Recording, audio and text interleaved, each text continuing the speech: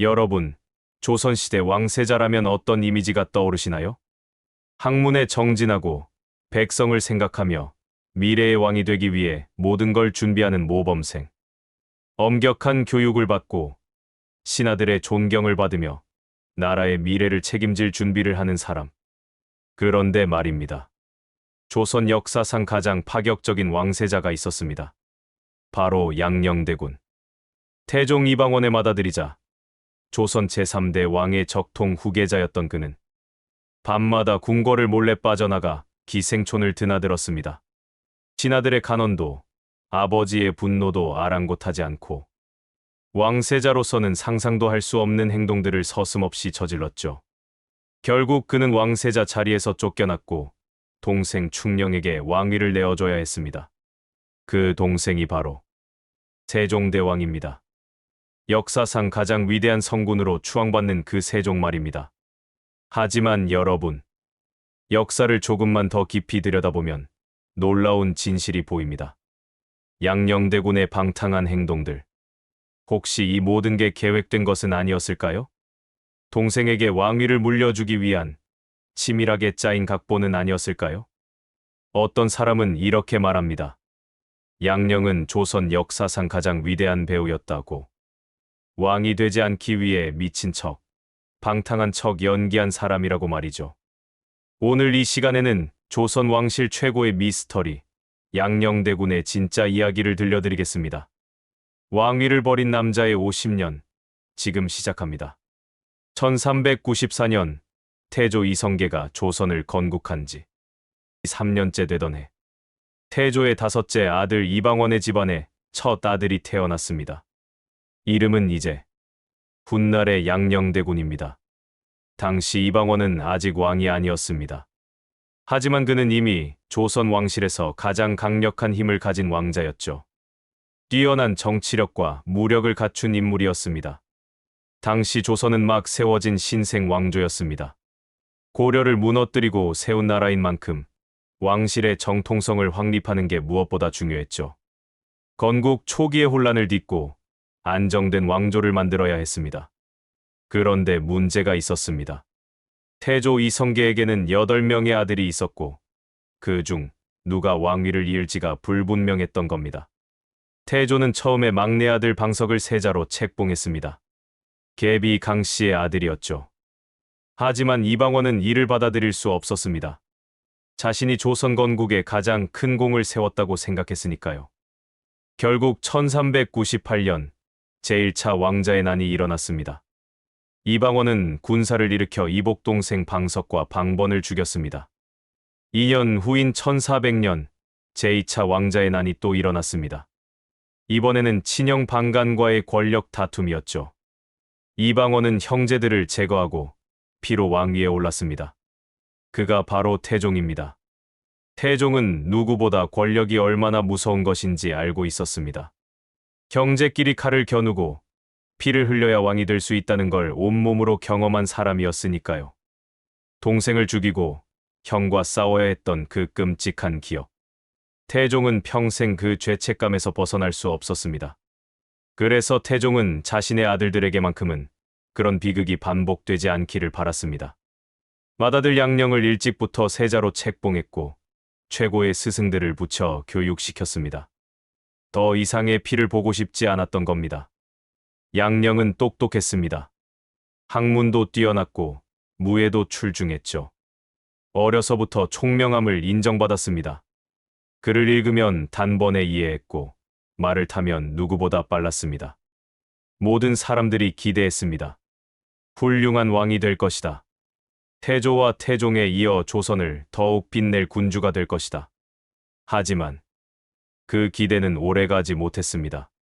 양녕은 점점 이상한 행동을 하기 시작했으니까요. 양녕의 첫 문제 행동은 1413년 그의 나이 20살 때 시작되었습니다. 왕세자가 된 지 5년째 되던 해였죠. 어느 날 밤, 양녕은 궁궐담을 넘어 몰래 밖으로 나갔습니다. 경비를 피해 아무도 모르게. 그가 간 곳은 한양 도성 안의 기생집이었습니다. 다음 날 아침, 이 사실이 궁궐에 알려졌습니다. 신하들은 경악했습니다. 세자가 기생집에 드나들다니 이게 무슨 일입니까? 대간들이 들고 일어났습니다. 상소를 올려 세자의 행실을 바로잡아달라고 간청했죠. 하지만 양령은 멈추지 않았습니다. 오히려 더 대담해졌죠. 일주일에 두세 번씩 궁을 빠져나갔습니다. 때로는 밤새도록 돌아오지 않았습니다. 낮에는 학문을 게을리하고 밤에는 기생들과 어울렸습니다. 심지어 궁궐 안으로 기생을 불러들이기도 했습니다. 왕세자의 처소에 기생을 들이다니 전대미문의 일이었죠.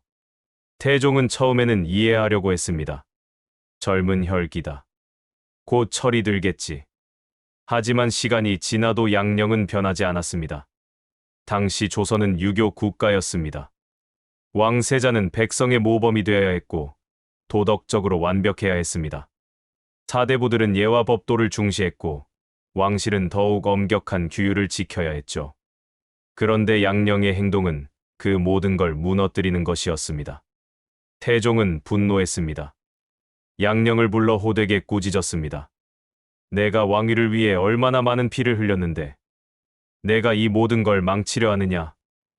내 형들과 숙부들이 얼마나 비참하게 죽었는지 너도 봤을 것이다. 그런데 내가 왕이 될 자격도 없다는 걸 온 나라에 알리려는 거냐? 양령은 고개를 숙이고 있을 뿐 아무 대답도 하지 않았다고 합니다. 태종은 더욱 화가 났습니다. 말을 해봐라. 왜 이러는 거냐? 하지만 양령은 침묵했습니다.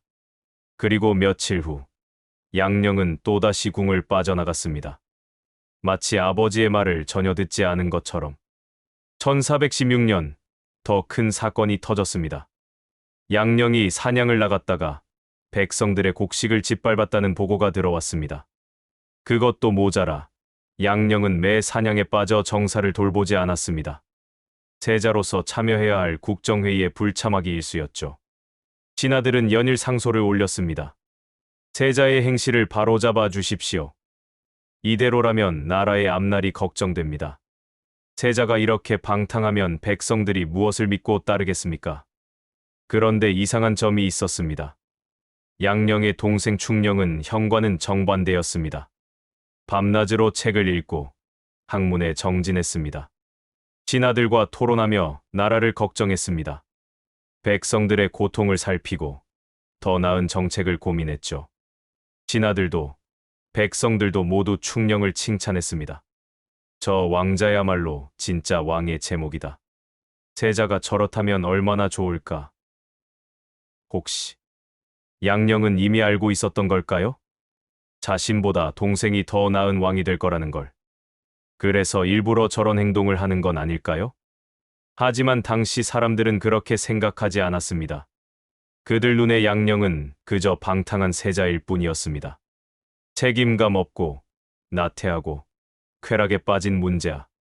그리고 곧 결정적인 사건이 일어났습니다. 1418년 양령이 세자가 된 지 10년째 되던 해 조정은 완전히 둘로 갈라졌습니다. 세자를 폐위해야 한다는 파와 아직 기회를 줘야 한다는 파. 연일 격렬한 논쟁이 벌어졌습니다. 세자를 폐위하자는 쪽은 주로 원칙을 중시하는 신진 사대부들이었습니다. 왕세자의 행실이 이러하면 나라의 기강이 무너집니다. 백성들이 무엇을 믿고 따르겠습니까? 반면 세자를 옹호하는 쪽은 주로 태종과 가까운 공신들이었습니다. 아직 젊습니다. 시간을 주면 변할 것입니다. 왕자의 난의 비극을 또다시 반복할 수는 없습니다. 하지만 논쟁은 점점 세자 폐위 쪽으로 기울어갔습니다. 양령의 행실이 나아지지 않았기 때문입니다. 오히려 더 심해졌죠. 그런데 이때 결정적인 스캔들이 터졌습니다. 양령이 궁녀와 부적절한 관계를 맺었다는 소문이 돌았습니다. 그것도 아버지 태종의 후궁 중 한 명이었다는 겁니다.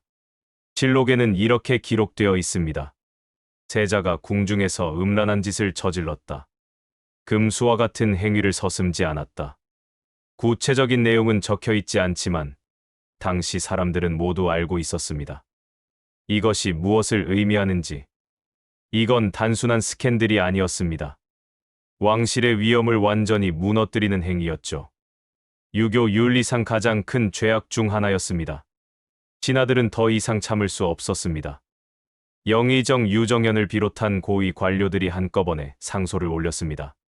전하, 세자를 폐위하소서. 이대로는 종묘사직이 위태롭습니다. 전륜을 어지럽히고 강상을 무너뜨린 자는 왕이 될 수 없습니다. 며칠 동안 수십 통의 상소가 쏟아졌습니다.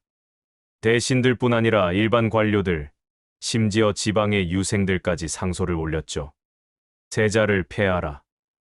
온 나라가 들끓었습니다. 태종은 고민에 빠졌습니다. 아들을 버려야 할까? 자신이 그토록 피하고 싶었던 형제 간의 권력 다툼을 만들어야 할까? 밤마다 잠을 이루지 못했습니다. 왕자의 난 때 죽인 동생들의 얼굴이 떠올랐습니다.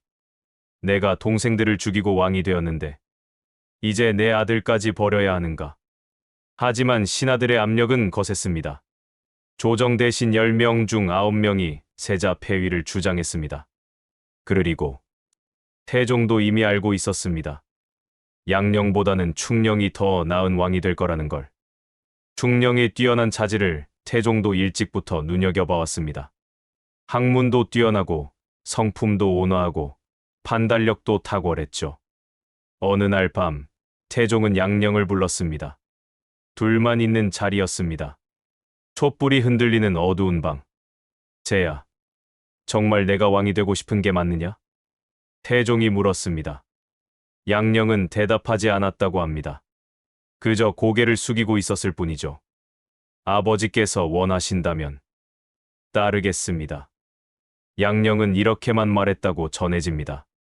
태종은 그 침묵에서 답을 찾았습니다. 아들은 왕이 되고 싶지 않았던 겁니다. 아니, 왕이 될 수 없다는 걸 스스로 알고 있었던 거죠.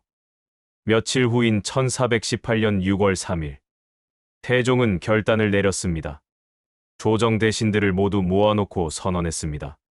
세자 이제를 폐하고 셋째 아들 충령을 새로운 세자로 책봉한다. 그 순간 양령의 운명이 결정되었습니다. 조선의 왕세자에서 그저 한 명의 대군으로 왕이 될 수 있었던 남자는 이렇게 모든 것을 잃었습니다. 하지만 정말 그랬을까요? 양령은 정말 모든 걸 잃은 걸까요? 아니면 모든 걸 버린 걸까요? 그리고 태종은 정말 아들의 잘못 때문에 폐위시킨 걸까요? 아니면 더 현명한 아들에게 왕위를 물려주기 위한 고육지책이었을까요? 양령대군이 폐위된 후 이상한 일들이 벌어지기 시작했습니다. 역사학자들이 주목하는 몇 가지 사실들이 있습니다. 첫 번째, 양령은 폐위된 직후에도 전혀 저항하지 않았습니다. 아무런 불평도 항의도 하지 않았죠. 반란을 일으키지도 않았고 복위를 요구하지도 않았습니다. 오히려 담담하게 받아들였습니다. 마치 이미 예상하고 있었던 것처럼. 두 번째, 새로 세자가 된 충령, 즉 세종은 형 양령을 극진히 대우했습니다. 폐위된 세자를 이렇게까지 챙기는 건 이례적인 일이었습니다. 세종은 형에게 넉넉한 토지와 노비를 하사했습니다. 생활에 불편함이 없도록 배려했죠. 마치 빚을 진 사람처럼. 마치 미안한 마음이 있는 사람처럼. 세 번째, 양령은 폐위된 후에도 기생을 가까이 하지 않았습니다. 그렇게 빠져있던 방탕한 생활을 완전히 끊어버렸죠.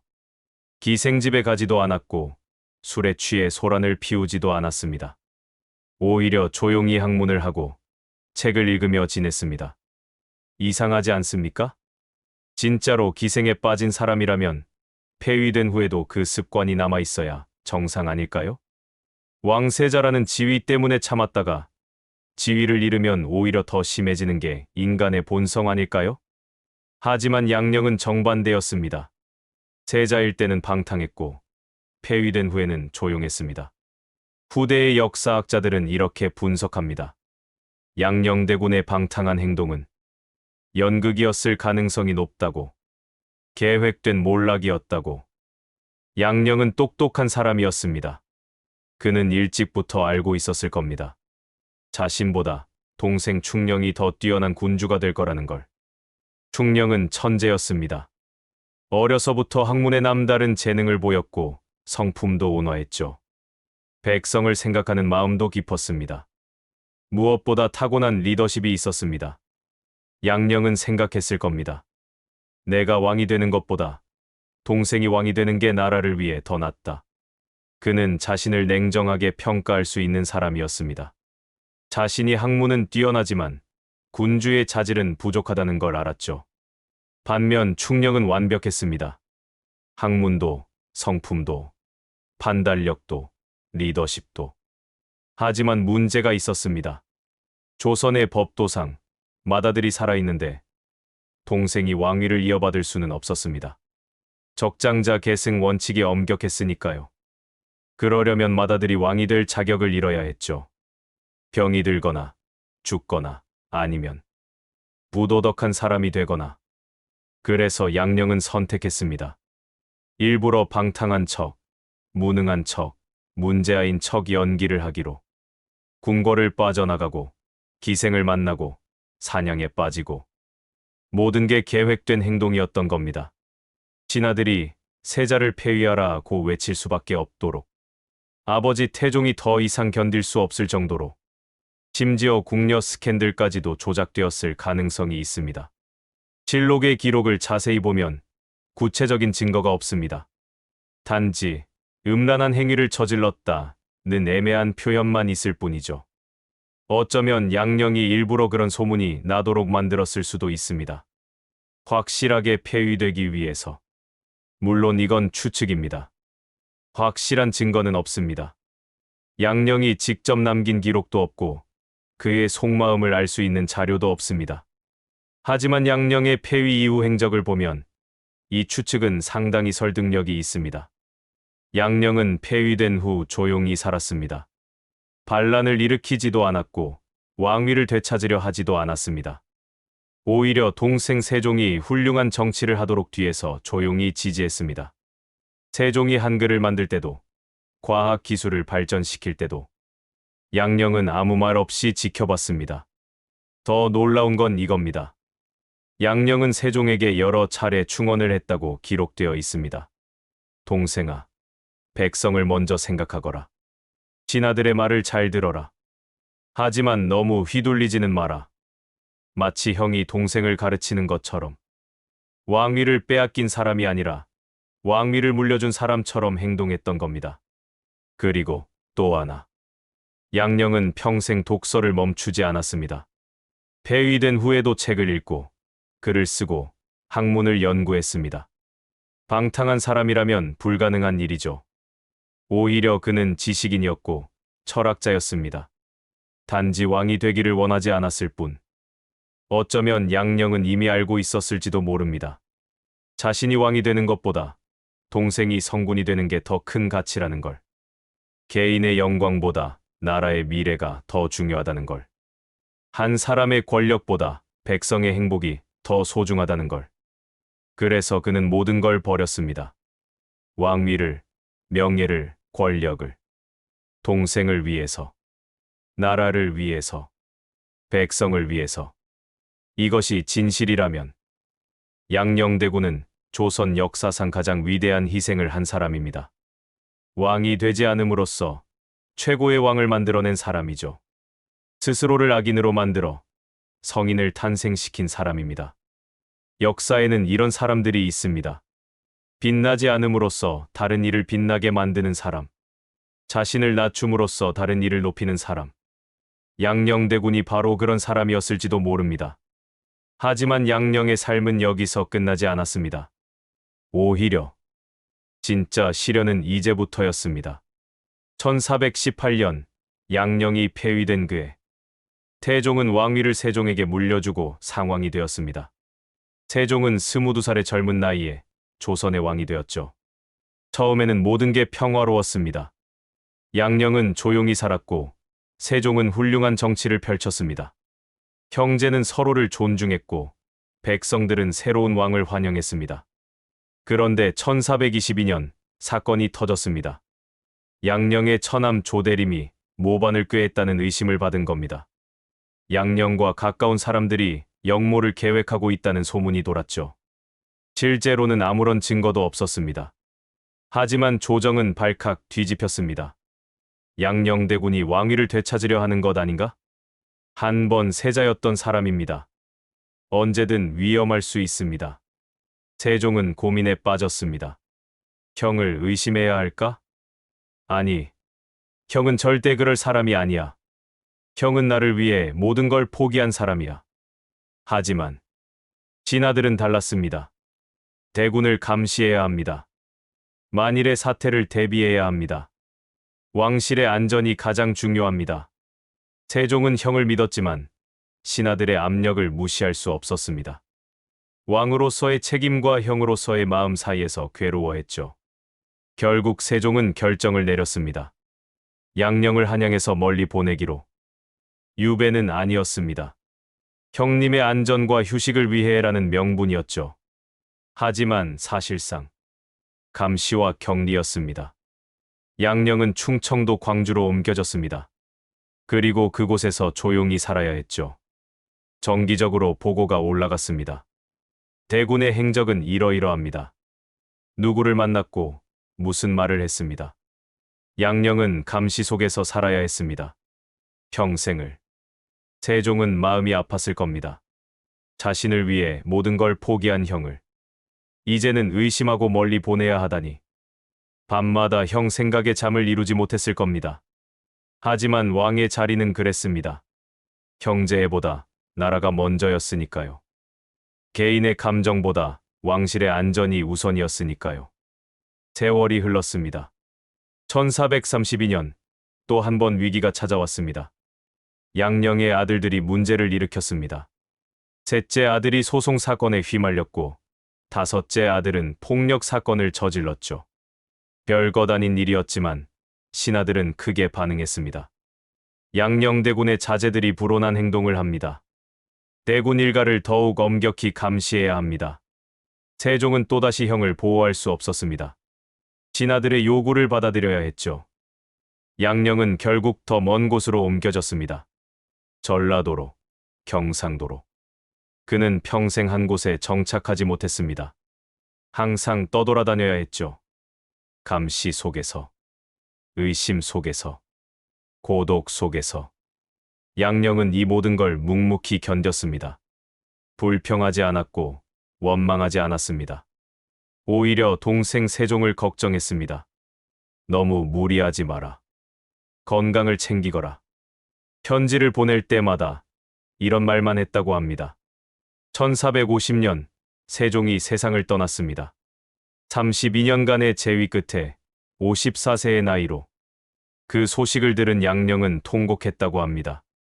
동생아, 고생 많았다. 이제 편히 쉬어라. 양녕의 나이 57세. 그는 동생보다 3살 많았지만 훨씬 더 오래 고통받았습니다. 세종이 죽은 후에도 양녕의 시련은 끝나지 않았습니다.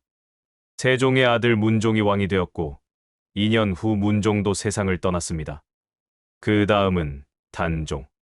어린 왕 단종은 숙부 수양대군에게 왕위를 빼앗겼습니다. 계유정난이 일어난 거죠. 1453년의 일입니다. 그때 양녕의 나이 60세. 이미 노인이었습니다. 하지만 수양대군, 즉 세조는 양녕을 여전히 경계했습니다. 혹시 대군께서 단종을 옹립하려는 건 아닐까? 한 번 세자였던 분입니다. 정치적 영향력이 있을 수 있습니다. 양녕은 이미 너무 늙었습니다. 권력에는 관심도 없었습니다. 그저 조용히 여생을 보내고 싶었을 뿐이었죠. 하지만 한 번 왕세자였던 사람. 그는 죽을 때까지 의심과 감시 속에서 살아야 했습니다. 양녕은 단종의 폐위를 보았습니다. 어린 조카가 왕위에서 쫓겨나고 유배지로 떠나는 모습을 자신의 모습과 겹쳐 보였을 겁니다. 나도 저랬구나. 그때. 하지만 양녕은 아무것도 할 수 없었습니다. 그저 지켜볼 수밖에. 1462년 8월 7일. 양녕대군은 69세의 나이로 세상을 떠났습니다. 폐위된 지 44년 만이었습니다. 그는 왕이 되지 않았습니다. 하지만 동생 세종은 역사상 가장 위대한 왕이 되었습니다. 과연 양령은 행복했을까요? 왕위를 버린 그 선택을 후회하지는 않았을까요? 44년간의 감시와 유배, 고독한 삶. 그래도 그는 만족했을까요? 아무도 모릅니다.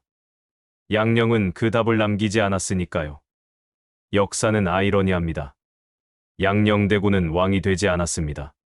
하지만 그가 없었다면 세종대왕도 없었을 겁니다. 세종은 한글을 만들었습니다. 과학을 발전시켰습니다. 백성을 사랑하는 정치를 펼쳤습니다. 치구기를 만들어 농업을 발전시켰고 해시계를 만들어 시간을 정확하게 측정했습니다. 신분제를 개선하려 노력했고 억울한 백성들을 구제했습니다. 조선 500년 역사상 가장 위대한 왕으로 기억됩니다. 그런데 말입니다. 그 위대함의 그림자에는 양령이 있었습니다. 모든 것을 포기한 형이 있었습니다. 세종이 왕좌에 앉을 수 있었던 건 양령이 그 자리를 비워줬기 때문입니다. 세종이 마음껏 개혁을 펼칠 수 있었던 건 양령이 정치적 위협이 되지 않았기 때문입니다. 하지만 역사는 양령을 기억하지 않습니다. 사람들은 세종만 기억하죠. 광화문 광장에는 세종대왕의 동상이 서 있습니다. 만원권 지폐에는 세종의 얼굴이 새겨져 있습니다. 하지만 양령은 역사책 한 귀퉁이에 폐위된 세자로만 기록되었을 뿐입니다. 양령은 그저 폐위된 세자, 방탕한 대군으로만 기억됩니다. 그의 희생은 아무도 몰랐습니다. 그의 사랑은 아무도 알아주지 않았습니다. 그의 고통은 아무도 기억하지 않습니다. 어쩌면 그게 양령이 원한 거였을지도 모릅니다. 자신은 어둠 속에 남고 동생은 빛 속에서 빛나기를. 자신은 잊혀지고 동생은 영원히 기억되기를. 그것이 진짜 형의 사랑이었을지도 모릅니다. 양령대군. 그는 왕이 되지 않음으로써 최고의 왕을 만들어낸 사람입니다. 권력을 버림으로써 진짜 권력이 무엇인지 보여준 사람입니다. 역사의 이름을 남기지 않음으로써 가장 위대한 유산을 남긴 사람입니다. 역사는 승자의 기록입니다. 하지만 때로는 지는 자가 더 위대할 때가 있습니다. 빛나지 않는 자가 더 아름다울 때가 있습니다. 양령대군이 바로 그런 사람이었습니다. 여러분, 오늘날 우리는 어떤가요? 모두가 1등이 되려고 합니다. 최고가 되려고 합니다. 권력을 잡으려고 합니다. SNS에는 성공한 사람들의 이야기만 넘쳐납니다. 하지만 양령대군은 우리에게 묻습니다. 정말 그게 행복일까요? 내가 1등이 되는 것보다 옆 사람이 더 잘 되게 만드는 게 더 의미 있지 않을까요?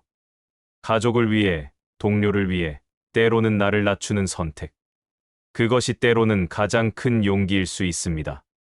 내가 빛나지 않아도 내가 사랑하는 사람이 빛난다면, 내 이름이 기억되지 않아도 내가 만든 결과가 남는다면, 그것만으로도 충분하지 않을까요? 양령은 왕위를 버렸지만 역사의 가장 위대한 왕을 남겼습니다. 그는 자신의 이름은 잊혀졌지만 한글이라는 영원한 유산을 남겼습니다. 세종이 만든 한글로 우리는 지금도 글을 쓰고 말을 합니다. 그 한글의 그림자에는 양령이 있었습니다.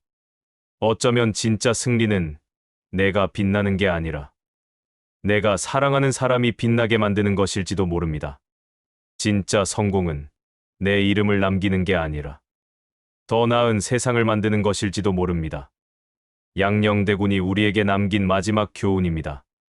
오늘 우리는 양령대군의 이야기를 들어봤습니다. 왕세자에서 폐위된 남자, 기생에 빠진 방탕한 왕자, 44년간 감시와 유배 속에서 살았던 비운의 사람. 하지만 그 이면에는 동생을 위해 모든 것을 포기한 형의 사랑이 있었습니다. 나라를 위해 스스로를 희생한 진짜 애국자가 있었습니다.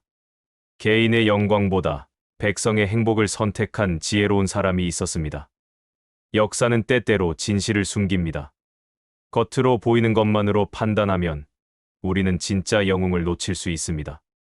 양령대군처럼 스스로를 악인으로 만들어 성인을 탄생시킨 사람을 빛나지 않음으로써 더 큰 빛을 만들어낸 사람을. 양녕대군은 왕이 되지 못했습니다. 하지만 그는 왕보다 더 큰 일을 했습니다. 세종대왕을 만들었으니까요. 한글을 만들 수 있는 왕을 탄생시켰으니까요. 여러분은 어떻게 생각하시나요?